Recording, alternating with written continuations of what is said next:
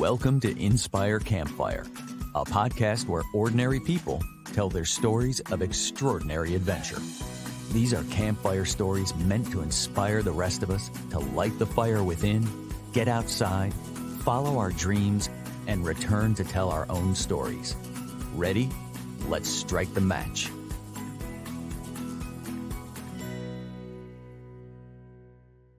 Welcome to the show. I'm your host, Scott Wurzbacher, and today we'll be talking with someone who has dedicated his life to purposefully sharing his profound connection with animals, their environment, and the earth with the rest of us. He is guide and leader in the truest of senses. Rich De Gouveia, founder of Arc Earth, a specialized guide group that creates meaningful safari experiences exploring the environment, animals, and the ecosystem of Africa. After a life-changing event, Rich cut ties with his job, financial security, for a life of passion in the African bush. His team at Arc Earth leads photographic and private safaris, as well as conservation-based, purpose-driven trips. Listening and talking with Rich, I can literally feel his passion and purpose. He lives in Portugal with his wife and 2 boys, but spends 200 days per year guiding trips in Africa. Rich is someone that is truly living his calling. He is a gift to the rest of us, and I cannot wait to share this story with you. Rich, welcome to the campfire.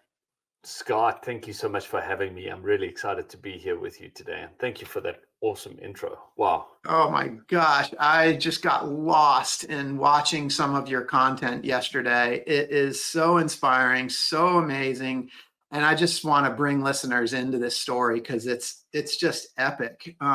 Rich, if we can just start, just to bring people up to speed, if you could begin by sharing with us what Arc Adventure is. So Arc Earth is a travel company that myself and my business partner, Matt Meyer, started a few years ago. We've both been guiding for a long, long time. I've been in the field for 15 years, and we decided that we were going to try and create something of our own, something of a legacy for us and for our children, and a means to get our kids to see what we do. As a guide, we spend a lot of time with guests and giving our energy to those guests. But in the greater sense, we want to build something that we can take our families to see the things we take guests to see. And the greatest way to facilitate that is to give people amazing experiences that they go home with, that they can take back memories and feel like they've had a life-changing experience to share with the rest of the world. It's so powerful. So I want to explore a couple of the things behind the name Arc Earth and your mission, which is travel with purpose. And maybe we could just start with travel with purpose. So what does that mean to you guys? So for us, travel has become synonymous with people trying to explore the world and do and gain as many memories as possible. For us, we want to create something that drives people to gain those memories, but also feel like they're leaving a mark and bettering the place that they went to. I think in this day and age, there's so much travel where the negatives of too much tourism is kicking in. And we would like people to go and see spaces and feel like they've helped a rhino that could have been poached, or visited a school, or assisted a young children in getting educated so that they can be the next ambassadors for Africa and for wildlife and moving the peg forward. So it's a basic paying it forward and getting to experience something amazing at the same time. Wow, that's awesome. I wonder if you could go into a little bit more detail about what that looks like in terms of this pay it forward and some of the experiences that you all kind of lead and guide to help people leave a positive mark. Totally. Well, just being on these holidays and being on safari has its own positive impact, because what we're effectively doing is we're creating a value for those animals that means that they are more valuable alive than dead. And this changes the perceptions of people around those areas, including the fact that you're training staff to be in lodges. We're training up guides. We're using local guides. We might be there, but we always got a local guide that assists us. I don't ever want to take a job away from someone. If anything, I want to empower somebody to take my job one day, because that's just a way of paying it forward. And then on top of that, we do conservation activities. So there's a couple of different things where we dart pangolin, and we put little radio receivers on them so they can be followed and looked after and studied. And this is a big thing because it's the most trafficked animal in Africa. And then we have rhinos, where we take people on rhino experiences where they get to be part and hands-on with an experience where we dart a rhino. The vets are there, but they oversee the guests pulling bloods and giving meds and doing ear notches and taking DNA samples. So they're hands-on with these things, and they really feel like they're spending their money on something positive while getting to touch a rhino. How many people can say that they do that? Yeah, that's really amazing. So people can participate in a safari adventure with you, but also participate in these conservation efforts as part of that trip. Very much, very much. And that's what we try and encourage. Not all trips have that. Not everyone's up for that. But as long as we're doing a little piece of that with a majority of our guests, I feel like we're moving in the right direction. And then as a kickback, we have committed to being at least a 1% company now and growing to a 4% company, where we give back and we feed back into the system.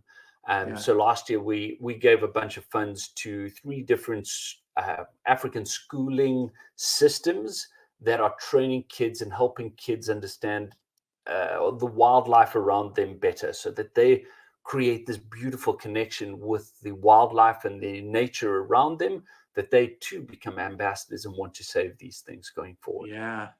One of the videos that you shared with me, or maybe I just found on your channel, was you and a group of people were involved in darting a rhino to tag him. Yes. And I'm curious, was that part of one of your expeditions? Very much, very much. So it's on a reserve. There's actually 2 reserves that we use. One is called Marataba, which is really beautiful. It's just got this mountain range backdrop. And even in that video, you can see the mountains in the background. And then there's one down in the Eastern Cape called Kwandwe. And effectively what they're using is this artificial intelligence technology, which is obviously pervading the whole world at the moment. AI is going nuts. So we need to bring it into wildlife to protect these things. And rhinos are being shot out at a horrible rate. We've lost 3/4 of the population of rhinos in the last 12, 13 years, which is a scary, scary number. And these reserves have committed to try and look after these animals without removing their horn, because the horn is an instrumental part in their social dynamics and how they play things out. Obviously, removing the horn means that you're at least removing a lot of what is wanted by the poachers and by the illegal black market. But on the positive side is, if we can protect a reserve better and make sure that the rhinos are safe by using these AI bracelets, which measure and learn their behavior, it knows what their range is. So we're getting information back on that to feed back to research. But if there's any sudden movement or running or anything untoward, or the animal doesn't move for a prolonged period of time, the reserve management can get out there as soon as possible to try and apprehend anyone that has done anything. This is obviously a little bit reactive, but around these reserves, they've got AI cameras which are picking up vehicles. They tap into the police databases so they can pick up vehicles that may be stolen, or a vehicle that went in through one camera and didn't come out another, so that they can proactively get to those points so we don't have those problems. And these experiences, in the dollar sense, they're expensive, but they're not overly expensive. And that hands-on experience is just, you cannot compare seeing a rhino from 100 yards away versus being on foot, touching it, helping it, being part of that process. Yeah, it's amazing. I think it's so cool that you allow people to be part of that experience. That's just such a cool thing. So again, just coming back to the name, Ark Earth, Ark stands for authentic, responsible, and connection. And I wondered if you could just touch on each one of those and the meaning that they bring to the experience that you provide. 100%, Scott. So it was interesting. My business partner, Matt, and I, we were sitting down. We'd come up with this idea. We'd gone through a name change and sort of fiddling with how do we come to a name that's going to represent who we are and what we wish to do. So we sat down with a exercise to work out our values as a company, as a partnership, and we worked through a whole list. So we just wrote down names of different feelings and different things we wish to get down, and we grouped them together. And our 3 core values were authentic, responsible, and connection. So we want to be authentic in what we put towards people so that they are getting what we promise them. We want to be responsible in the way that we put it forward, that we're positively benefiting the communities and the reserve that we're on, while again creating beautiful memories and empowering people to change their lives when they go home. And then the connection. In this day and age, with our connectivity on phones and computers and everything, we have lost the real connection, which is with Mother Nature.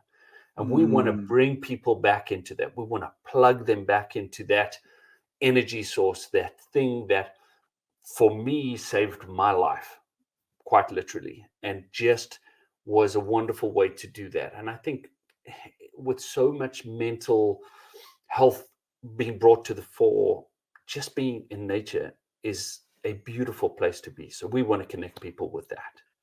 I love that so much. And so oftentimes when we see connect, we think of connecting with one another, and I'm sure that there's great connection between people that happens on those trips.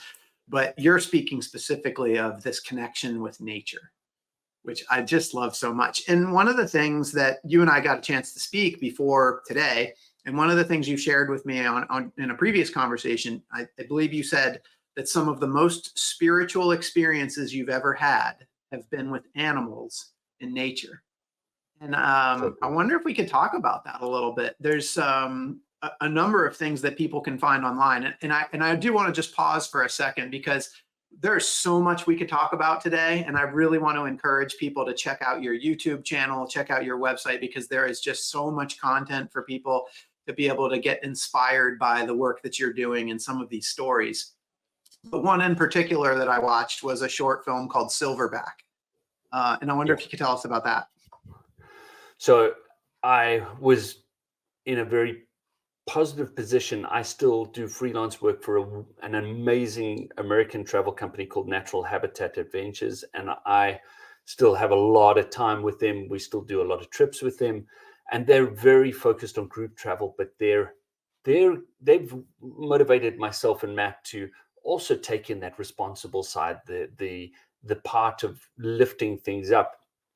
And they were coming out to do a film, luckily on myself, which is a little humbling and not so at the same time. But it was a beautiful time where we went out and we did all of these things. And the filmmaker, Andrew Ackerman, who's a very close friend of mine, we spent a lot of time out with the gorillas, and we were talking about my story. And I was very lucky in order to tell that story, and I think we'll get to it now. But as a guide, what leads you to be in nature, what led me to be in nature, was the loss of my parents, the loss of that connection with the greatest sense of family, and a deep depression that rolled out because of it, because I was stuck in a corporate world, living a life that I thought I wanted to lead, but it really wasn't that. And the Silverback, that movie, gave me the opportunity to express that in a shortened form. But effectively what happened was I was working as an environmental consultant. I knew that my life needed to tend towards nature. From a young age, when I was 7 or 8 years old, I remember sitting in the Pilanesberg, which is a game reserve about an hour and a half away from Johannesburg, and sitting there looking out onto the bush and going, I want to be a game ranger when I grow up. I Mhm. want to be on that vehicle. And at that stage, I went with the guide, and my parents would stay back and enjoy a gin and tonic around the pool. And I'd be like, I'm out, I'm going to go and see what's going on. And I'd sit next to the guide, and the poor guy, I would just nibble on his ear the whole time, just absorbing everything he had to offer. And when I sat in this corporate world, writing reports, trying to explain things, which was a very important job in the greater sense of the environment, it just didn't bring me fire. It didn't fire me up to be the best I could be. And a little circle around with drugs and deep depression post my parents passing away in the tsunami, it led me to take a big jump, which was to follow a passion. The only place at that time when I was in my darkest place was the only time I found a little bit of light was when I went back to the Pilansberg, where I had fallen in love with the bush. And I went there and I just felt joy. And I'd get up at 4 a.m. I'd pack sandwiches and I'd be off, and I'd spend the whole day out there, and then I'd come back. And I think as a kid, we were taught that it was freedom to be there. I remember going to a family friend's farm, and we used to take a rifle with snake shot because they were all paranoid about snakes, and go walking for hours. There was no big game there, so nothing that was dangerous in terms of elephants, lions, leopards, buffalo, anything like that. So we'd just be free. We'd drive an old pickup, the clapped-out pickup that I had to sit in 4 boxes and look through the steering wheel, through the bottom of the steering wheel. Now, those memories were deep inside me. And when I left the corporate world and got back to this little farmhouse in the middle of a reserve called the Makalali, I felt at home. I'd moved from having my own house and a great salary to having nothing. I just kept my car and going and living and sharing a room with 4 other guys in a bunk beds. And I've never been happier in my life. And I even remember my first job, or Sabi, which is one of the places I spent many, many years. And I remember my aunt coming through and seeing my house, which was a little round house, which had a pizza slice cut out of it, that the pizza slice was small enough that I could shit, shower, and shave it all at the same time. It was so small. And she burst into tears because I was living in such a small place, and she couldn't understand it. I had a table as a bed with a mattress on it. I've never been happier. I never had curtains. Who needed it? I was up before it got light. I was out before it got, I came back when it was dark, so it didn't make a difference. So it was beautiful. Yeah, it's really amazing. So you touched on it, and I did kind of touch on it in the introduction as well. This is all triggered by a life-changing experience, the loss of your parents. And I wonder if you could and this is something that you cover in Silverback. And what I love about that is it's sort of like partly about the experience with the gorillas, and then partly about your life's experience. But I wonder if you could just touch on what happened and this whole trigger and life event that sort of sent all this into motion. So I think the biggest part of it was I was due to be there with my parents. My brother had already said, listen, I'm out. You guys go and enjoy Thailand. Yeah. The 3 of you. I'm going away with my mates. We're going to have a party down in a beach city, and you just carry on. And about a month before we were due to leave, my parents pulled me aside and said, can we chat to you? Is it possible that we could maybe go by ourselves and you maybe join your brother? It was this awkward conversation from their side, but I was like, cool, that sounds amazing. You go have fun. They hadn't been on another holiday like that. It was like a second honeymoon for them since their honeymoon. So it was this really profound moment. And they'd gone off, and before they'd left, there were just coincidences everywhere. I remember I was already starting to smoke too much pot, and my parents were going, no, this is not cool. My parents couldn't understand this whole thing. It just wasn't floating the way it should have. And they had a big chat with me, and I said, I'm cool, Mom. Don't worry. I've got this. And we, even before, about 6 months before that, my dad and I had been at loggerheads because of my studies. We'd somehow found a way through that and cleared all of that air. And they left, they went. My brother and I were sitting at home Christmas Eve. We decided, okay, cool. We were going to go to friends' houses, both of those friends being named Ross, which is a little coincidental on its own. And we both smoked a joint that day, and we went, we don't want to go. You know what? We're actually going to stay at home. And that night they phoned us, and it was Christmas Day where they were. It was my dad's birthday, and it was the happiest I've ever heard them. And the next day, or 2 days later, in that sense, the 26th rolled in, and the tsunami rolled in too.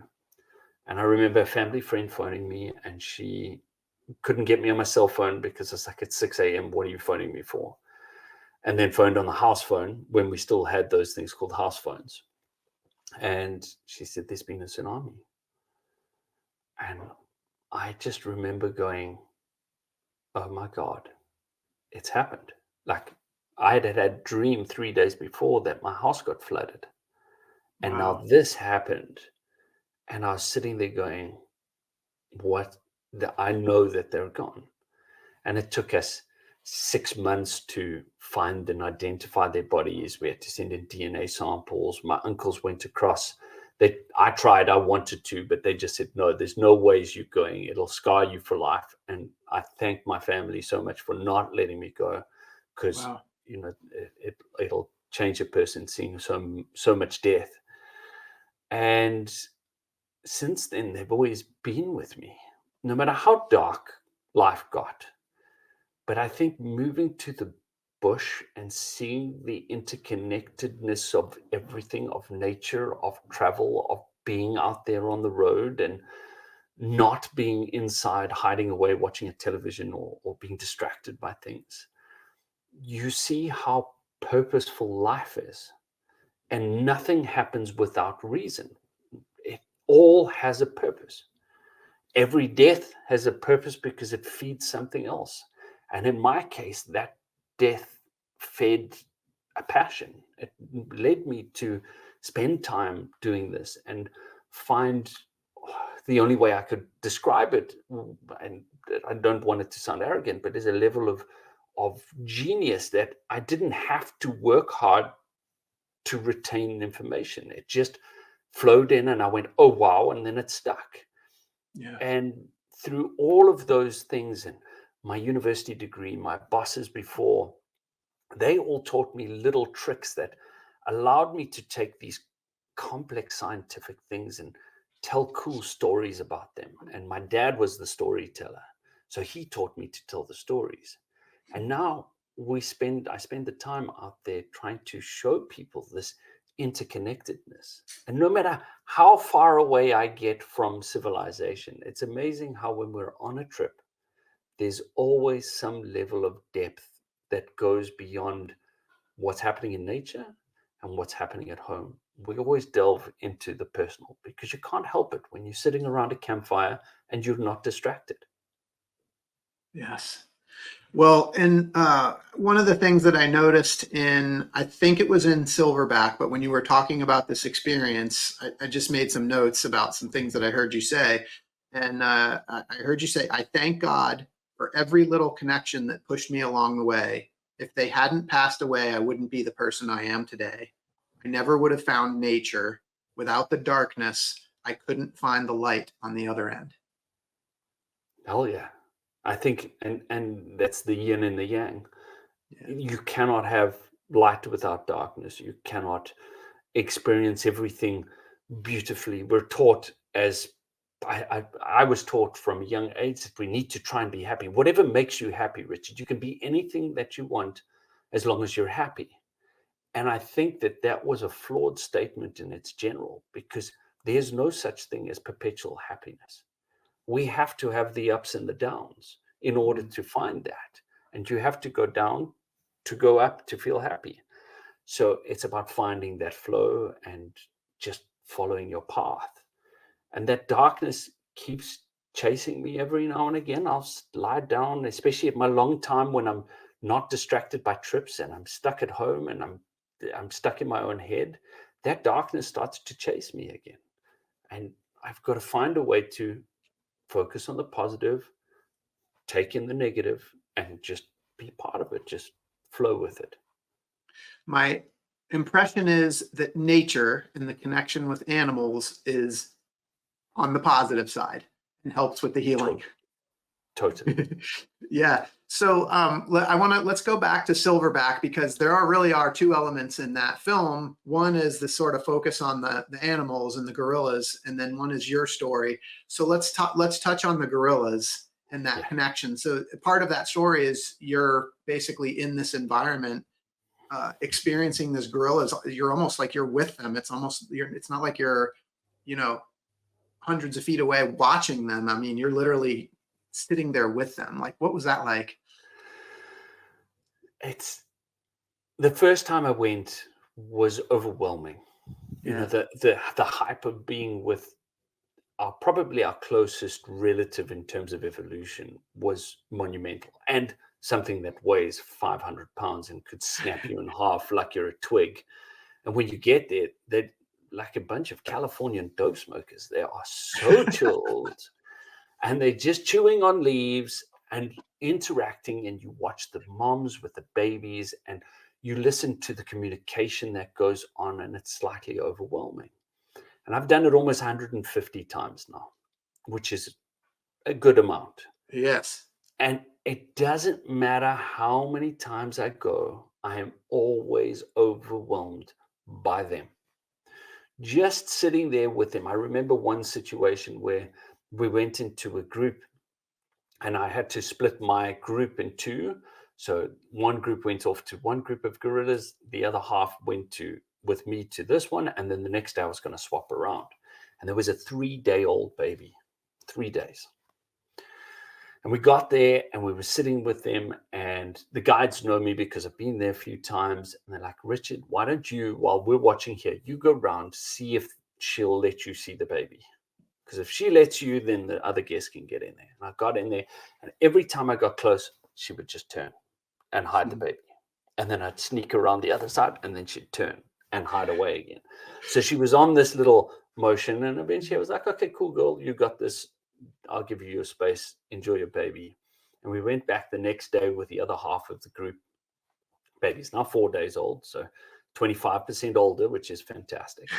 And we sitting there, and the guide says to me, the local guide, he says to me, Richard, why don't you go again and go in and see if she'll let you? And I was like, if she's going to let me, let's let the guests get in there, because it's a tight space.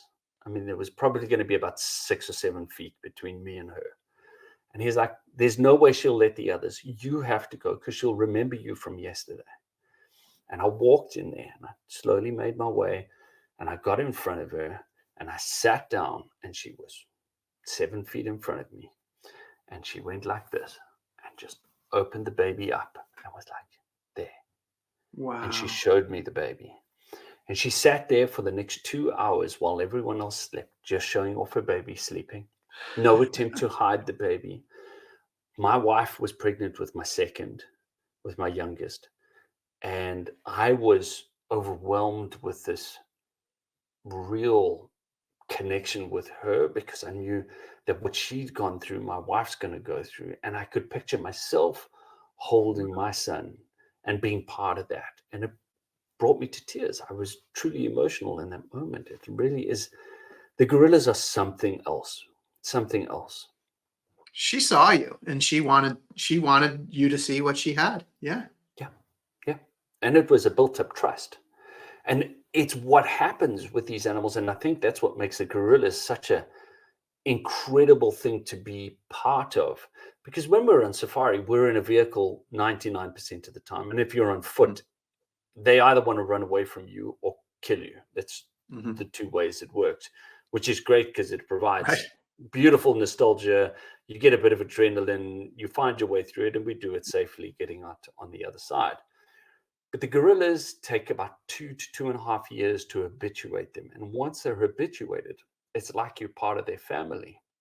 And I remember a story that a guide once recounted to me, one of the female guides in Rwanda. Brilliant lady. She now lives in the States. And she was saying how they were on a gorilla trek, and they're following the family. Now, the family can have multiple silverbacks, but there's one big daddy, and he leads the group. He shows them where to go. He does all the bits and pieces, and he was leading them. And gorillas have a complex language, part of which we can understand, because if they go, it means stop. Don't come closer. You're too close. So he stopped and he started chuffing at us, or at this guide. And they stopped and they watched and they stood back, and the whole family of gorillas came past. And every time one of them went past, he chuffed at them. And they went and did this loop around him like they were scared of him. Off they went round him. Understand, he's 500 pounds. I also wouldn't mess with him. But now everyone had gone and he wouldn't leave. And he kept on chuffing at the guides, looking them in the eyes and chuffing towards them. And one of the guides was like, okay, you guys just stay here. I want to see what's happening. And as she walked closer, she could see a poacher's snare that he was guarding the family from. And he wouldn't let anyone, he wouldn't leave there until the whole group of tourists had walked by too. So he wasn't just protecting his family, he was protecting the people that were following him too. Which I find incredible, that emotive, real connection. Yeah. Wow. That is amazing. I mean, this connection, it's just so different from, just normal like human life and civilization. It's this connection. I mean, these are the spiritual experiences that you're talking about. Totally. I want to pivot from gorillas, because there's one more that I need for listeners to hear, and that is this experience that you had with elephants. And I wonder if you could tell us about the elephant funeral. Totally. So again, so many moments out there. And this was only 2 years ago that we were out. We were in a reserve called Mashatu. I'm visiting it twice next year, which I'm really excited about. It's a beautiful piece of Botswana, down right in the corner of Botswana, next to Zimbabwe and South Africa. And on the first day we had arrived, and there was a sort of an adolescent elephant that had passed away. Nobody knew how, but there were some lions feeding on it. There were hyenas surrounding it, lots of vultures. I mean, it's meat. It needs to be re-entered, and nothing gets wasted in nature. Everything has its purpose. Everything has its time, and the pecking order rolls through. So the lions were there the first night. They were mating because they now got full bellies and it's time to procreate. Then they left. Then the hyenas came in. Then the jackals. Then the vultures. And over 3 days, we watched this carcass disappear. And on the last evening, we were leaving the next day for another beautiful spot in South Africa. And we were watching some lions that had been on this elephant carcass before. And we're like, okay, cool. This is average compared to what we've seen. So let's go finish that story. Let's go back to that elephant and see what's happening. And as we were driving in, there were these murmurations of tiny little birds, like yay big, called quailias. It's the most abundant bird on the planet. And at the height of breeding, there's probably around 10 trillion birds on the planet. And they flock in millions. And they were just floating across the sky in these big murmurations, going to the roosting spot. And we were very close to the carcass, and I could hear snapping of branches, and there were some elephants moving in. So I said, guys, I can hear elephants coming. Let's go to the carcass.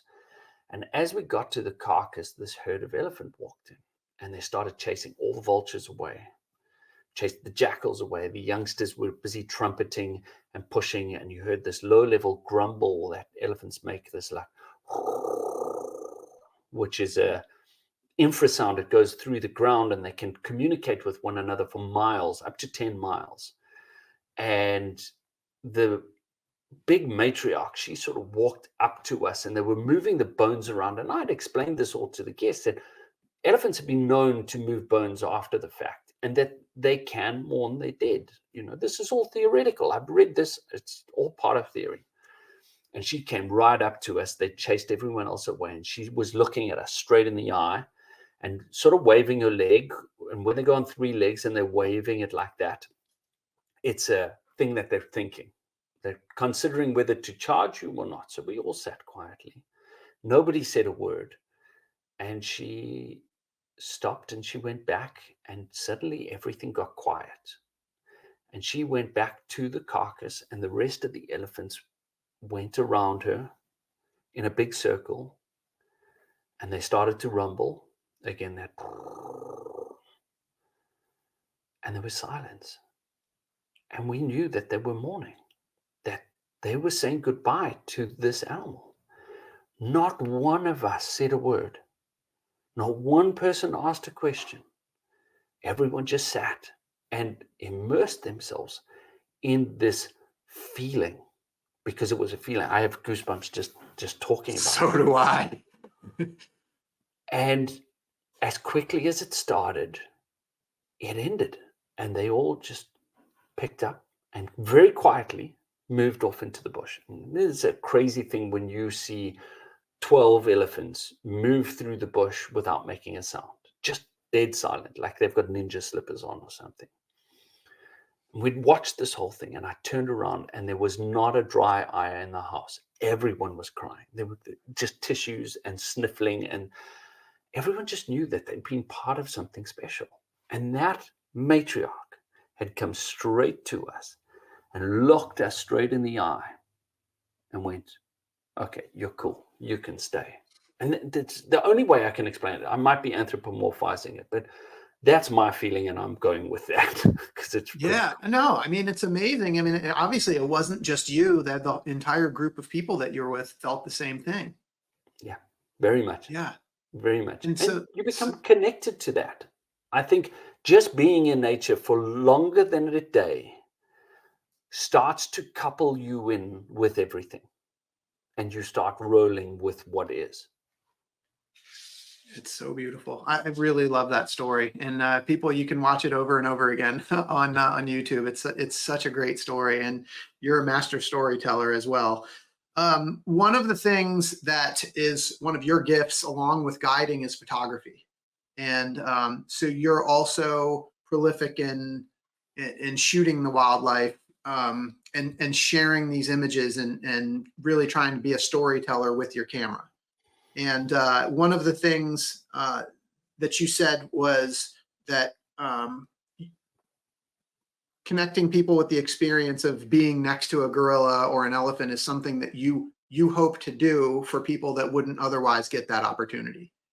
And so I just kind of wondered if we could touch on that a little bit. And then, but also I kind of want to go in another direction, which is to speak to, like, the difference between what a photograph can convey and the direct experience itself. Totally.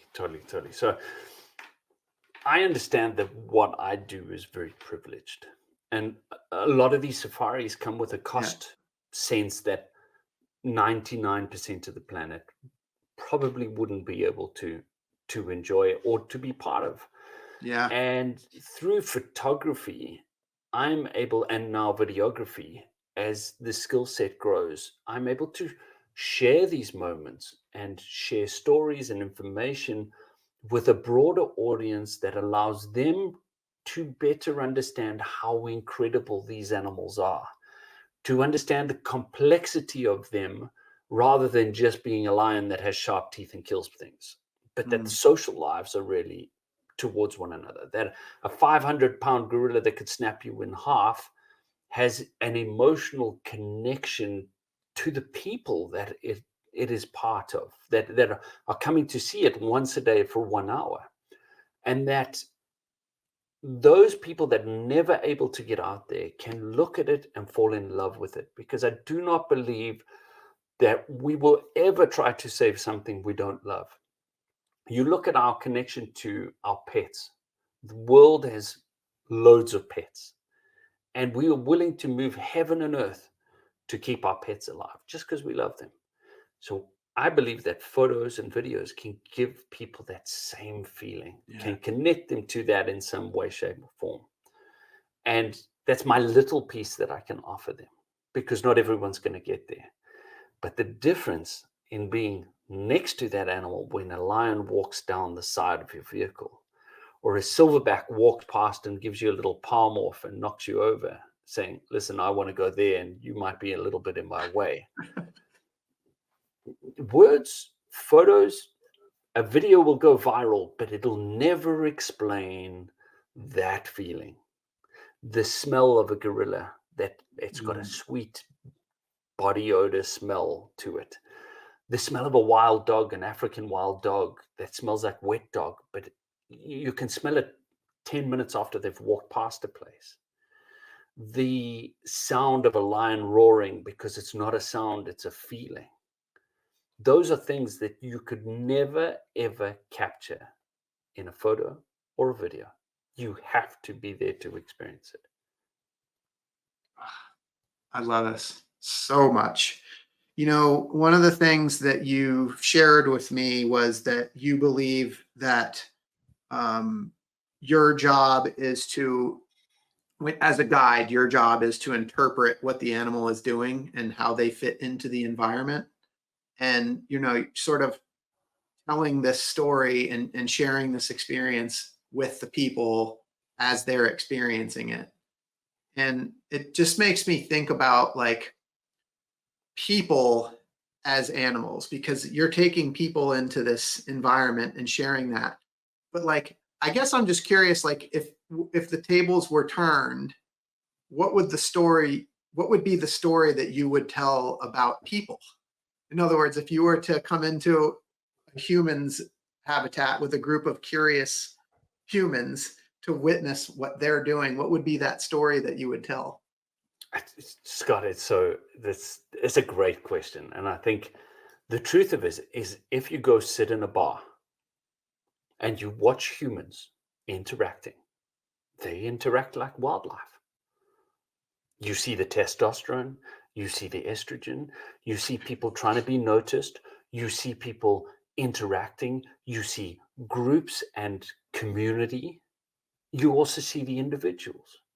And no matter how different we think we are to animals, the more you study animals and see them, the more you understand that we are also animals. And it's the one thing that we as humans have done is we've separated ourselves from the animal world, the First Nations, the Bushmen, the Inuits, the Aborigines, all of these amazing First Nations, we're all connected to that. They were part of that system. They understood that they were part of that system.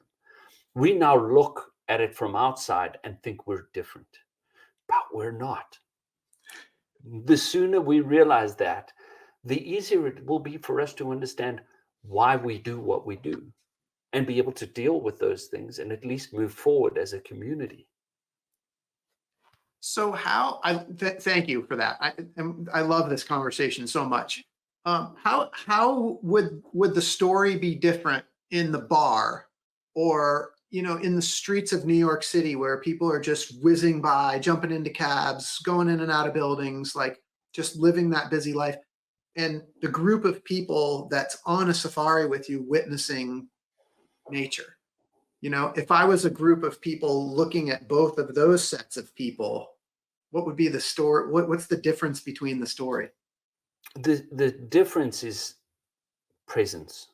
If you go watch the whizzing in New York, everyone is aimlessly trying to get to the next point. Yeah. In wildlife and animals, they're not. They're happy to wait for the next moment. In fact, it's important not to waste the energy trying to get to the next moment, but just be in the present and be part of the moment that you're in. And it's funny enough, beginning of this year, towards the end of last year, I had this real deep epiphany about how we work. And if I look at a lion sleeps 20 hours a day. Now, a lot of people go, geez, that's a cool life, but that'll be pretty boring. But they're confining their working hours to a small amount of time. But when they start those working hours, they give 100% dedication to that. And when they chase after something, they will give 110% energy to trying to catch and get to the goal of getting a next meal. But once they've done that, they will go back to relax. And all we do now is we keep moving the goalpost and we keep jumping. Okay, we got that one. Now next. And we don't have the reserves or the time to just sit. When was the last time you saw somebody in New York just sitting? You probably find one sitting on a park bench somewhere, just watching the world go by. That's more animal-like. But everyone else is chasing. We're all chasing after something. And we have to slow down because I remember a saying which says we all overestimate what we can do in a year and we underestimate what we can do in 10. Right. And sometimes we just need to slow down and realize that there's 10 years to do it in, not just one. I love that. I was good. The question, what is the learning, was going to roll off my tongue, and you just flowed right into that. So I love this piece about slowing down, but it raises another question, because one of the things that I heard you say, again, I think in Silverback, was if I could teach my kids anything, it would be that they could do whatever they want if they can find their purpose. And I'm just curious, having been through this whole life experience that you've had, from the tsunami, going through the darkness, and then ultimately finding your calling, what would your advice be for people on how to go about that pursuit of finding their purpose? Yeah, I think the word purpose is defined in our brains as something of grandeur, something really big and monumental that changes the whole planet. But we forget that purpose can be something very simple. Just raising kids is a purpose. It's one of my purposes, is to raise self-aware children. And if I can change that, or not change, but better that one life by giving that little human the knowledge that happiness is not something attained, it's not something that is a destination, but happiness is the adventure we go on through life, and how we interact with that adventure and the people that come into that. Purpose doesn't have to be firing off rockets into space or catching them now. It doesn't have to be being a president. It doesn't have to be something huge.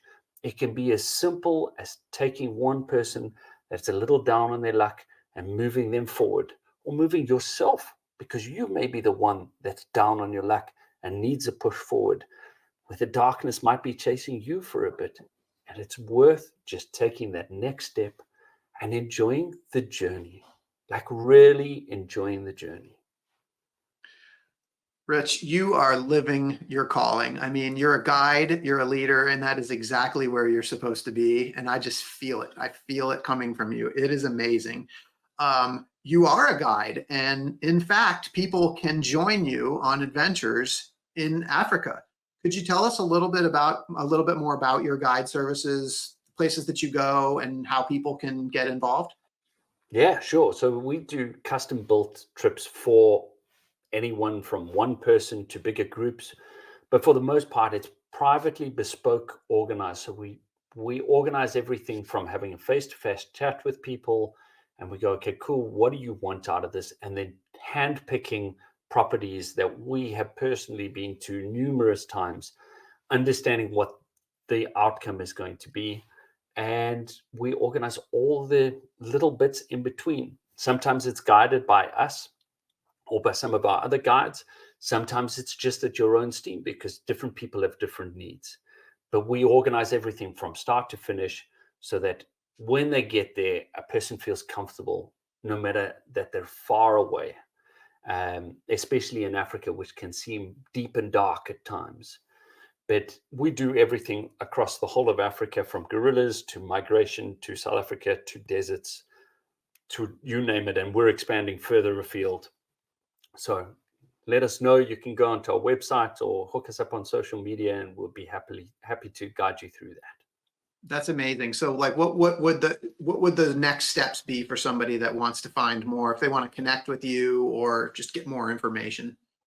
You could jump onto arcearth.net, which is our website, and send us an email through there, or contact me directly on rich@arcearth.net. Or go through our social media platforms, send us a message, and we will set up a call with you so that we can understand what you want out of it, and hopefully book you a trip of a lifetime that has purpose built in, and you get to do something amazing and create memories at the same time. Rich, I want to come do a trip with you. It sounds amazing. And For those listening too, please check out some of Rich's YouTube videos, check out Instagram, like so good, so deep, and just this connection with nature. I can feel it. I can literally feel it with you. You've lived this big life. I mean, it's just so full of ups and downs. And I mean, at some point, Rich, Hollywood is going to pick up on your story, and they're going to want to make a movie about you. And I want to know, when they do, who's going to be the Hollywood actor that's going to play you in your movie? I think I'd probably have to say someone like Ryan Reynolds, just because Nice. I need somebody who's better looking than I am, and Love has it. a little bit of quip and humor to it, because life's too serious to be serious. I love it. Yeah. Ryan Reynolds, perfect. Okay, what's your movie going to be called? Oh, probably The Lone Ranger. Oh, The Lone Ranger. You wanted to be a ranger, also meaning a guide your entire life, and it is now manifested. So The Lone Ranger, starring Ryan Reynolds. I love this. This is going to be an awesome movie. Amazing. Rich, thank you. This has been such a fun conversation. I really appreciate you spending the time with me today. For those listening, I hope you've been inspired today as much as I have. I hope Rich's story has encouraged you to listen to the voice inside that calls you to adventure, because we want to hear your story next. If you have a story to tell or just need a nudge to create one, please send me an email. We'd also appreciate it if you'd help us spread the word by leaving a review and sharing or tagging Inspire Campfire in your social media. And until next time, I want to encourage you to get outside. Thanks for listening. Rich, thank you so much for being here today. Thank you for having me, Scott.